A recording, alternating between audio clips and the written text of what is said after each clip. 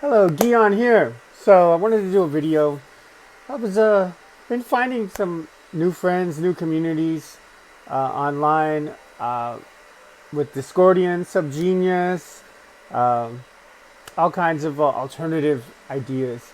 So I wanted to make a video about alternative people, and because I've been considered myself alternative since I was very young, at least by 13, going out to punk shows.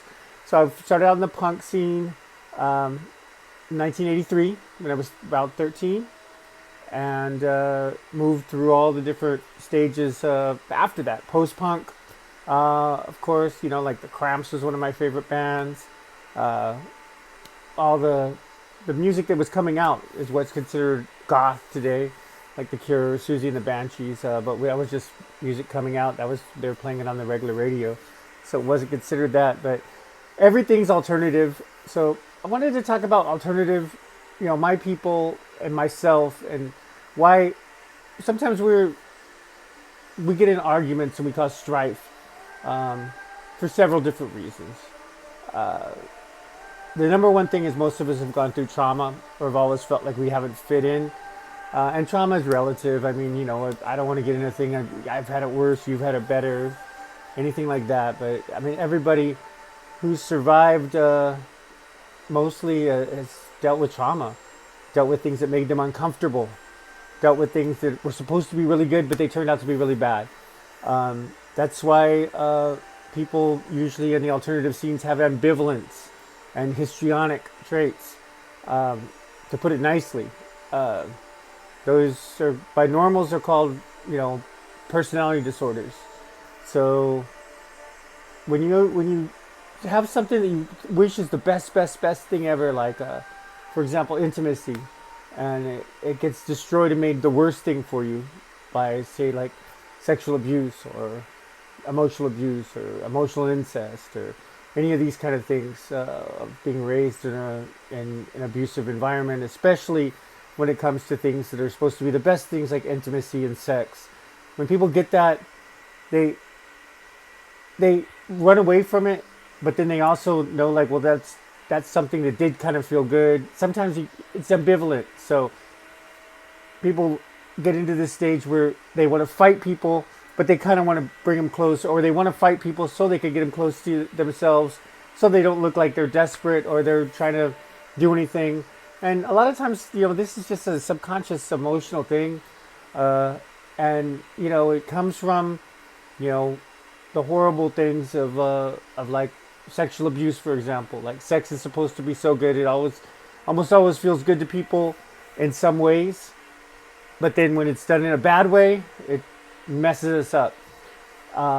And so we push it away, and then we're like, well, but when I bring it back, it brings back the bad parts too. So I push it and bring it back.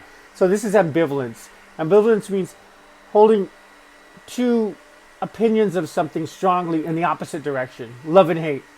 So, like, I hate you, but don't leave me. Uh, you know, don't leave me. I'll do anything, but when you're here, I'm going to make your life miserable. I'm going to argue, and I'm going to put everything on you. And the histrionic comes from also that we are usually, yelled at. Um, the level of intensity is intense with people that are alternative, that are outcasts, that don't fit in, and we eventually just start to like it and do it as a drug, kind of thing, an internal drug, like a neurotransmitter type thing. That's why people online are always going on crazy and this and that. And online and stuff like that, it's easier because you can act like you're whatever. So the normals call it borderline personality disorder. I call it ambivalence. Um, there's also PTSD, which I've been diagnosed with, and ADHD I've been diagnosed with. All these disorders I don't consider disorders. I consider them survival techniques. I consider them neurodivergent enhancements to be worked with. Just meet people where they are. Don't call them a disorder. That's an extension of the asylum system, which is the extension of the witch trial systems of picking out people that don't fit in and destroying them, trying to make them fit in, and if they don't, kill them or lobotomize them or take their freedom away, which I'm not for that. So this is why I'm saying alternative people.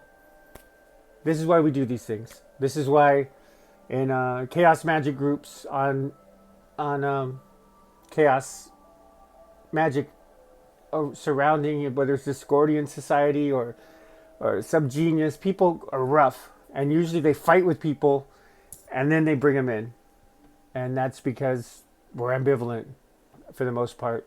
I'm ambivalent. I do that. I can't speak for you, but alternative people, I've seen this trend. They're very much like me. Usually they start fighting with somebody and then bring them close, and then fight again and bring them close. So it's a cycle. And when you're aware of the cycle, you could say, I'm just doing this because that's just how we do these things. Or you could be like, well, I'm doing this and I don't take it personal and whatever. Or I could say, like, that's just part of my culture as an alternative person. So once you accept it, that's most of the battle. So that's what I got to say about that.